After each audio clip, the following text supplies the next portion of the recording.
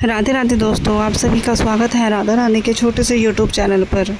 दोस्तों, जैसे कि आप वीडियो में देख रहे हो, आज हम बात करने जा रहे हैं हरियाली तीज की, सावन के महीने की, साज श्रृंगार की, चूड़ियों की, बिंदी की, माता पार्वती और भोलेनाथ की कथा की।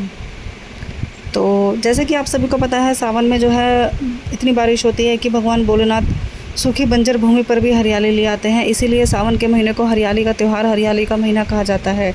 आप देखेंगे कि जहाँ भी पेड़ होंगे, सूखे पौधे होंगे, वहाँ पे सब नए नए पेड़ पौधे उग जाते हैं। हर धरती जो है, सूखी धरती, खाली बंजर धरती पे भी हरियाली हो जाती है। तो सावन का महीना जो है ये इतना पवित्र माना जाता है क्योंकि इस दिन भगवान भोलेनाथ की इस महीने में पूजा की जाती है, माता पार्वती की पूजा की जाती है। भगवान भोलेनाथ जो है माता पार्वती को हरियाली तीज की कथा सुनाते हुए कहते हैं कि माता पार्वती, तुमने पिछले जन्म में जो है मेरी घोर तप किया था मुझे प्राप्त करने के लिए।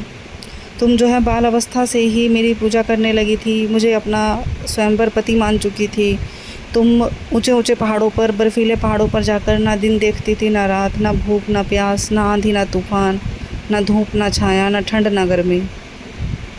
बस तुम मेरी साधना में, मेरी पूजा में, मेरी तपस्या में लीन रहती थी। तुम बस इतनी भक्ति करती थी और यह चाहती थी कि किसी तरह भगवान भोलेनाथ मुझे प्राप्त हो जाए। तो तुम्हारी जो ये भक्ति थी, तुम्हारी जो ये साधना थी, ये इस प्रकार मतलब इतनी प्रसिद्ध हो चुकी थी, इतनी भक्ति सच्ची हो चुकी थी कि भगवान विष्णु जो थे तुम्हारी भक्ति से बहुत खुश हुए। और भगवान विष्णु ने नारद जी को एक संदेश देकर भेजा कि जाओ पार्वती माता के पिता पर्वतराज के पास जाओ और उनको मेरा संदेश दो कि मैं तुम्हारी पुत्री की भक्ति से बहुत खुश हूँ और मैं उनसे विवाह करना चाहता हूँ। पर्वतराज जी भगवान विष्णु का ये संदेश सुनकर बहुत खुश हुए और उन्होंने तुरंत हाँ कर दी, शादी की तैयारी कर दी। पार्वती माता, तुमने जो है, तुम्हारी एक सहेली थी लक्ष्मी माता, तुमने अपनी सहेली को सारी कहानी बताई कि मैं विष्णु भगवान से विवाह नहीं करना चाहती हूँ, मैं तो खुद भगवान भोलेनाथ को मन ही मन अपना पति मान चुकी हूँ और उन्हीं से विवाह करूँगी। अब मेरे जीवन में किसी और व्यक्ति का कोई मोल नहीं है। जो लक्ष्मी माता थी वह भगवान विष्णु को बहुत पसंद करती थी और उनसे विवाह करना चाहती थी। तो माता पार्वती ने कहा, क्यों ना तुम ही भगवान विष्णु से विवाह कर लो। विवाह के कुछ समय पहले, कुछ दिन पहले माता पार्वती घर छोड़कर जा चुकी थी और वह जंगलों में, गुफाओं में भगवान विष्णु की पूजा, भगवान भोलेनाथ की पूजा तप करने लगी। जब उनको कहीं जंगलों में भगवान भोलेनाथ का मंदिर या शिवलिंग नहीं मिलता था तो वह रेत का शिवलिंग बनाती थी, मिट्टी का बालू, मिट्टी का शिवलिंग बनाती थी और भगवान भोलेनाथ की पूरी भक्ति से तप करती थी, तपस्या करती थी, पूजा करती थी, उन्हें अपना पति मानती थी। जब उनके पिता को पता लगा कि माता पार्वती घर छोड़कर जा चुकी है तो उन्होंने सारे देश, सारे जहान में अपनी पुत्री को ढूंढने के लिए सैनिकों को भेजा, पूरी जोर लगा दिया अपनी पुत्री को ढूंढने के लिए। और बाद में जो है, जब पर्वतराज ने भगवान विष्णु को बताया कि उनकी पुत्री घर पर नहीं है, तो फिर भगवान विष्णु का विवाह अंत में लक्ष्मी माता के साथ होना प्रारंभ हुआ। कुछ दिनों बाद, विवाह के कुछ दिनों बाद, जब तुम घर पर वापस आई और तुमने अपने पिता को सारी कहानी बताई कि मैं भगवान विष्णु से विवाह नहीं करना चाहती, मैं भोलेनाथ को ही अपना पति मान चुकी हूँ और भगवान भोलेनाथ यानी कि मुझे भी तुम्हारी भक्ति से बहुत खुश हुआ था, तो मैं खुद तुमसे विवाह करने के लिए तैयार हो चुका था। और यही बात जाकर तुमने अपने पिता को बताई कि भगवान भोलेनाथ ने मुझे आकर बोला है कि वह तुम मेरी भक्ति से बहुत खुश है और वह मुझसे विवाह करना चाहते हैं। तो जिस प्रकार जैसे ही पर्वतराज ये सुने तो वह बहुत खुश हुए और उन्होंने खुशी खुशी अपनी बेटी का भाद्रपद शुक्ल पक्ष तृतीया तिथि को अपनी बेटी का भगवान भोलेनाथ के साथ विवाह कर दिया। उनका मंगलमय विवाह हुआ और वह पति पत्नी के एक बंधन में बंध चुके थे।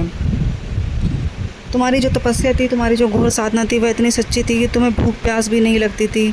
तुम सिर्फ दिन रात मेरी ही माला, मेरा ही नाम जप करती रहती थी। तो उसी प्रकार मैं तुम्हें प्राप्त हुआ।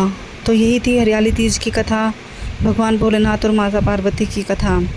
तो माता पार्वती ने अंत में कहा और भगवान भोलेनाथ ने कहा कि जो भी महिलाएं, जो भी स्त्री, जो भी लड़कियां, कुंवारी कन्या सावन के महीने में अगर मेरी भक्ति करेंगी, श्रद्धापूर्वक मेरी घोर तपस्या करेंगी या मेरी पूजा करेंगी श्रद्धा से, मैं उन्हें उनका मन चाहे वर प्राप्त कराऊंगा। जैसा पति, जैसा जीवन साथी उनको चाहिए वैसा उनको प्राप्त कराऊंगा।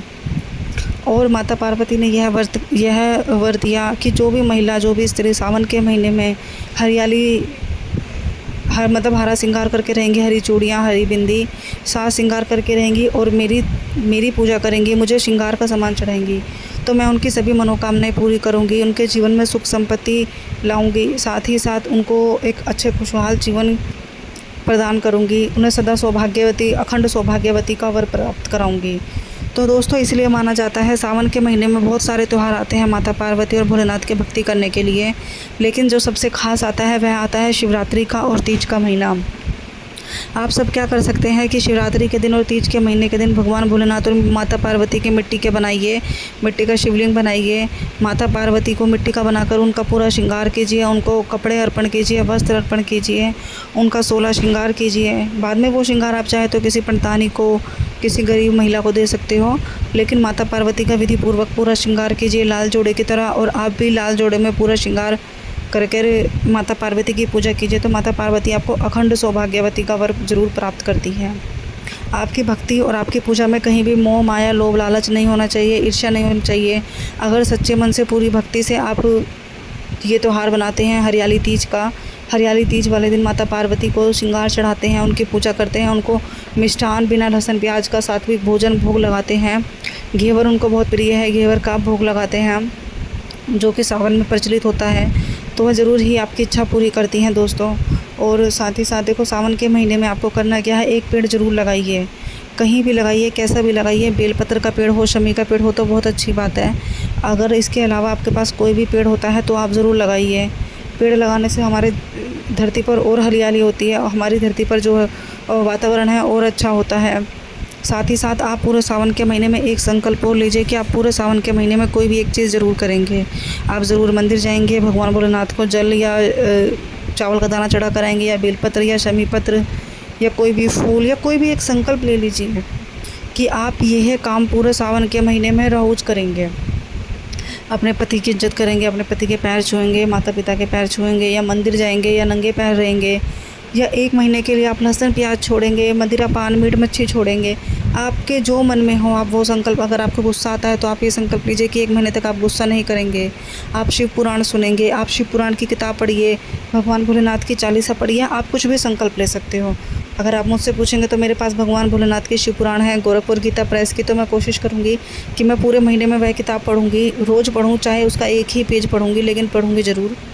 और जैसे कि आप सभी को पता है कि उपाय करने से हमारे जीवन में बहुत दुविधाएं ख़त्म हो जाती हैं। अगर आपने मेरी पहली वीडियो देखी होगी तो आपको करना क्या है, सावन के महीने में 5 बेलपत्र पर शहद लगाकर जो है सावन के चारों सोमवार भगवान भोलेनाथ को चढ़ाकर आने हैं अपनी इच्छा के साथ। शमी के पत्ते चढ़ाकर आने हैं। आपको घी का उपाय कर सकते हो। हर बुधवार के दिन, चतुर्मास चल चुका है, हर बुधवार के दिन आपको पूरे चतुर्मास में गणेश भगवान को घी का दिया 9 बाती का जलाना है। घी का 9 बाती का दिया, ये आपके सारे जीवन की सुख सुविधाओं को आपको प्राप्त कराएंगे। आपके जीवन में जो भी कोई दुख है, संकट है, अमंगल चल रहा है, वो आपको ज़रूर ख़त्म हो जाएगा। और हरियाली त्यौहार है तो आप सभी को पता है करना क्या है, घेवर खाना है, झूले झूलने हैं, नए कपड़े पहनने हैं, गीत गाने हैं, मेहंदी लगानी है, मीठा प्रसाद बांटना है, मीठा खाइए, मीठा बोलिए, मीठा रहिए, सब कुछ अच्छा अच्छा करना है आपको, हरा हरा रखना है सब कुछ। पेड़ पौधे लगाइए, नए पेड़ पौधे लगाइए, कोई पेड़ पौधा ख़राब हो चुका है उसको नई उर्वरक दीजिए, खाद दीजिए, सब कुछ अच्छा कीजिए। तो मिलते हैं अगली वीडियो में। अगर आपको मेरी वीडियो अच्छी लगी हो तो चैनल को लाइक कीजिएगा, चैनल को सब्सक्राइब कीजिएगा, वीडियो को लाइक कीजिएगा, माफ़ी चाहते हैं। और आप सभी को सावन की शुभकामनाएं, आपके सभी के परिवार को सावन की शुभकामनाएं। फिर मिलते हैं अगली वीडियो में।